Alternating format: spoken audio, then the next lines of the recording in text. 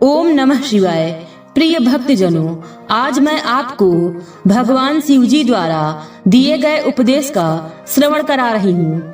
हमेशा दुखी और रोने वाले इसे जरूर सुने। अगर आप यह प्रेरणादायक उपदेश सुन रहे हैं तो पूरा सुने, इसे आधा अधूरा छोड़कर जाने की गलती न करें। इस पवित्र उपदेश के माध्यम से आप भगवान शिव से नई सीख प्राप्त करेंगे, इसलिए इस पवित्र उपदेश को पूर्ण भाव और निष्ठा के साथ सुने और भगवान शिव का आशीर्वाद प्राप्त करें। तो चलिए उपदेश को प्रारंभ करते हैं। महादेव कहते हैं, परिवार को मालिक बनकर नहीं बल्कि माली बनकर संभालो। जो ध्यान तो सबका रखता हो पर अधिकार किसी पर नहीं जताता हो। महादेव कहते हैं, कोई मौका दे तो उसे कभी धोखा मत देना और कोई धोखा दे तो उसे कभी मौका मत देना। मिलावट का दौर है, हाँ में हाँ मिला लिया करो, संबंध लंबे समय तक टिकेंगे। दीपक इसलिए वंदनीय है क्योंकि वह दूसरों के लिए जलता है, दूसरों से नहीं जलता। खुद की कमजोरी जान लेना भी जिंदगी की सबसे बड़ी ताकत है। चलने की कोशिश तो करो, दिशाएं बहुत हैं। रास्ते पर बिखरे कांटों से न डरो, आपके साथ दुआएं बहुत हैं। जो चाहा वह मिल जाना सफलता है, जो मिला है उसको जानना प्रसन्नता है। जिंदगी का सबसे खूबसूरत पौधा विश्वास होता है, जो जमीन में नहीं दिल में उगता है। अगर आप उस इंसान को ढूंढ रहे हैं जो आपकी जिंदगी बदल सकता है तो एक बार आईने में देख लीजिए। खुद से ज्यादा हमें कोई नहीं बदल सकता। अपनी तारीफ खुद कर लिया करो, क्योंकि बुराई करने के लिए तो पूरी दुनिया मौजूद है। क्रोध एक ऐसा तेजाब है जो जिस चीज पर भी डाला जाता है उससे ज्यादा उस पात्र को नुकसान पहुंचाता है जिसमें वह रखा जाता है। बहुत मुश्किल नहीं है जिंदगी की सच्चाई समझना। जिस तराजू में दूसरों को तोलते हो कभी उस पर खुद बैठकर देख लेना। चलो वहाँ जहाँ जरूरत हो। उजालों में चिरागों के मायने नहीं होते। किसी को हरा देना बेहद आसान है, लेकिन किसी को जिताना बेहद मुश्किल है। जिम्मेदारी यह इंसान को वक्त से पहले बड़ा बना देती है। समय वह है जिसे हम सबसे ज्यादा चाहते हैं, पर जिसे हम सबसे गलत तरीके से उपयोग भी करते हैं। त्याग के बिना कुछ भी पाना संभव नहीं है। एक सांस लेने के लिए पहली सांस छोड़नी पड़ती है। पतझड़ में सिर्फ पत्ते गिरते हैं, नजरों से गिरने का कोई मौसम नहीं होता।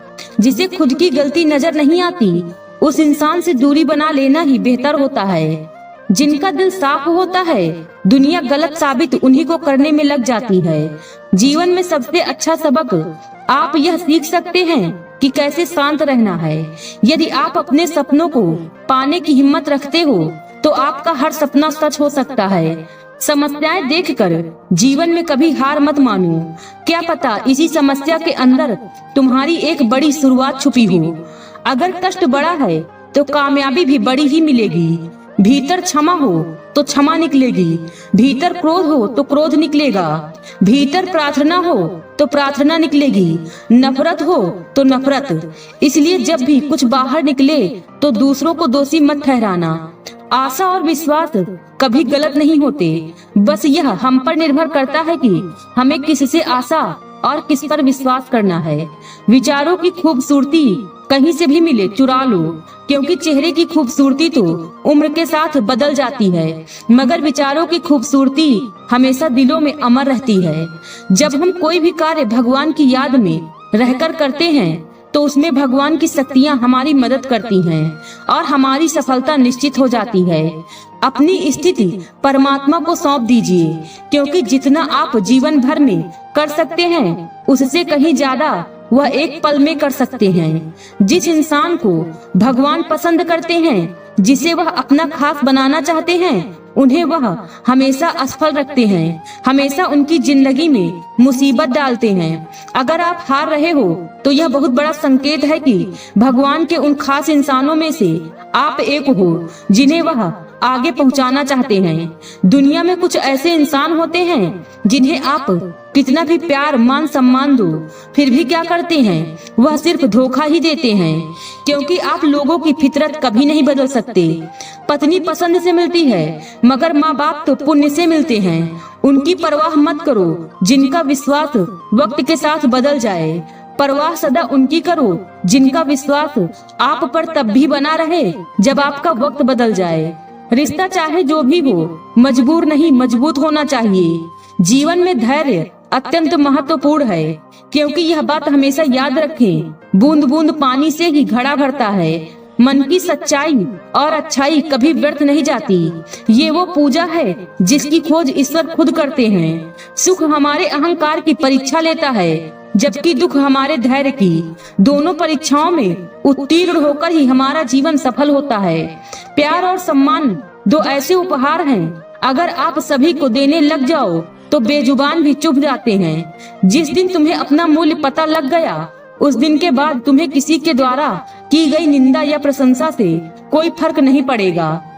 संपूर्ण संसार में दुख से बड़ा कोई मित्र नहीं, क्योंकि दुख ही है जो इंसान को ईश्वर की याद दिलाता है। अच्छे व्यक्ति को समझाने के लिए अच्छा हृदय चाहिए, ना कि अच्छा दिमाग, क्योंकि दिमाग हमेशा तर्क करेगा और हृदय हमेशा प्रेम भाव देखेगा। सत्य केवल उन लोगों के लिए कड़वा होता है जो लोग झूठ बोलने के आदी हो चुके हैं।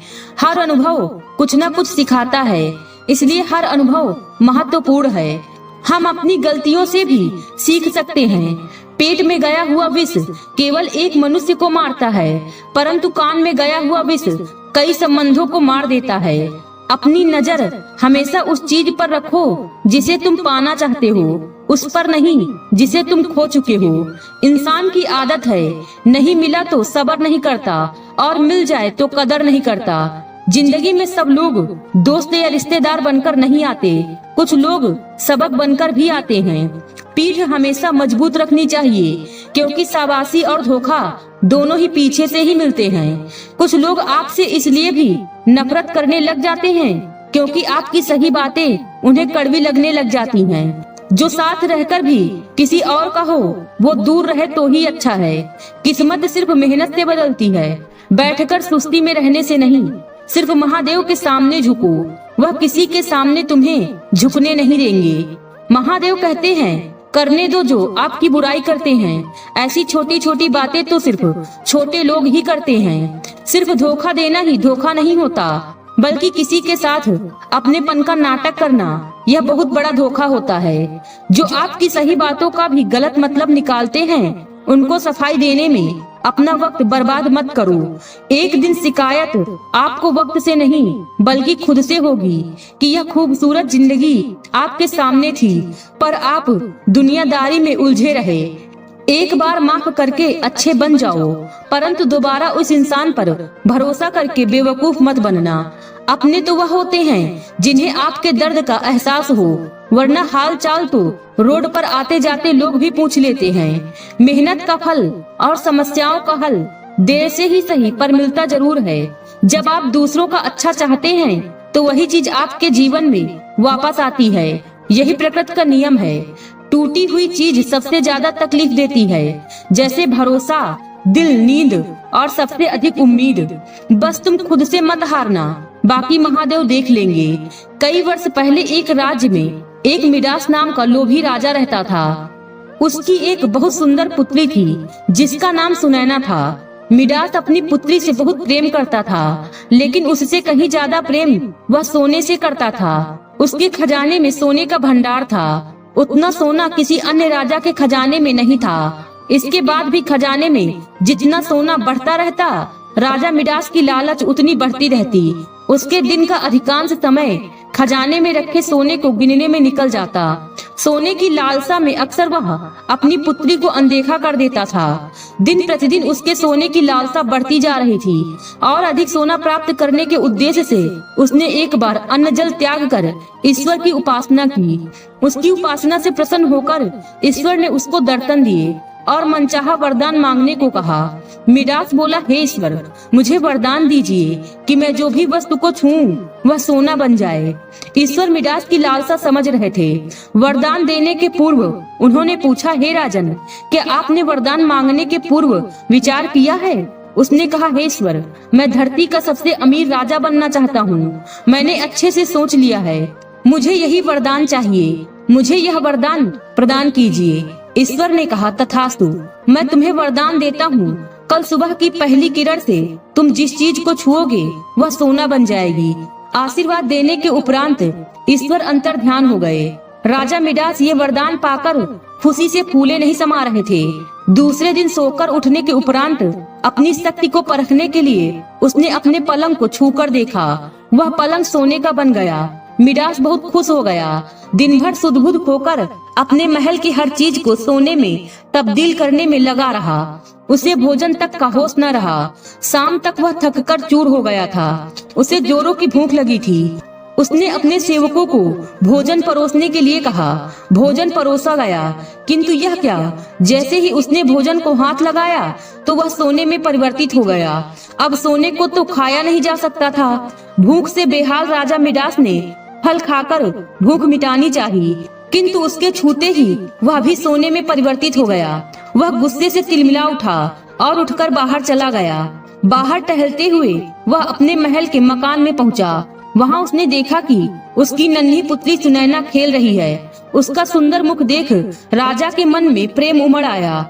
जब सुनैना ने अपने पिता को देखा तो उसके पास दौड़ी चली आई, प्रेम पूर्वक उससे लिपट गई। राजा मिडास ने प्रेम जताते हुए उसके सर पर हाथ फेरा और तुरंत ही वह सोने में परिवर्तित हो गई। अपनी नन्ही पुत्री को सोने का बना देख वह दुखी हो गया। उसने पुनः ईश्वर से प्रार्थना की। प्रार्थना सुनकर ईश्वर प्रकट हुए और उनसे पूछा, राजन क्या हुआ, अब तुम्हें क्या वरदान चाहिए? मिडास रो रो कर कहने लगे, हे ईश्वर, मुझे क्षमा करें। सोने की लालसा में मेरी बुद्धि भ्रष्ट हो गई थी और मैंने यह वरदान मांग लिया, किंतु अपनी पुत्री को खोने के बाद अब मेरी आंखें खुल गई हैं। मुझे समझ आ गया है कि हर वस्तु अमूल्य है और उन सब से अमूल्य है मेरी पुत्री। भगवान कृपा करके यह वरदान वापस ले लीजिए। मेरी पुत्री मुझे लौटा दीजिए। मैं सोने की लालसा त्याग दूंगा और अपना कोषागार निर्धनों और जरूरतमंदों के लिए खोल दूंगा। ईश्वर ने जब उसके पछतावे के आंसू देखे तो उन्होंने अपना वरदान वापस ले लिया। दूसरे दिन सूर्य की पहली किरण के साथ सारी वस्तुएं अपने वास्तविक स्वरूप में आने लगी। राजा मिडास की पुत्री भी अपने वास्तविक रूप में आ गई। उसने अपने वचन के अनुसार अपने कोषागार को गरीबों और जरूरतमंदों के लिए खोल दिया। उसका लोभ खत्म हो चुका था। वह एक संतुष्ट जीवन व्यतीत करने लगा। प्रिय भक्तों, इस कहानी से हमें यह सीख मिलती है, धन महत्वपूर्ण अवश्य है, किंतु सर्वस्व नहीं। प्रेम, खुशी, संतुष्टि कभी भी धन से खरीदी नहीं जा सकती। इसलिए लोभ ना करें। लोभ का परिणाम हमेशा बुरा ही होता है। आज की वीडियो में बस इतना ही। उम्मीद है वीडियो पसंद आई होगी। इस वीडियो में बोलते समय कोई त्रुटि हुई हो तो क्षमा करें। वीडियो पसंद आई हो तो वीडियो को लाइक और शेयर करें और चैनल को सब्सक्राइब कर दें और कमेंट बॉक्स में हर हर महादेव लिखना बिल्कुल ना भूलें। मिलते हैं अगले वीडियो में। खुश रहिए और खुशियाँ बांटते रहिए। हर हर महादेव।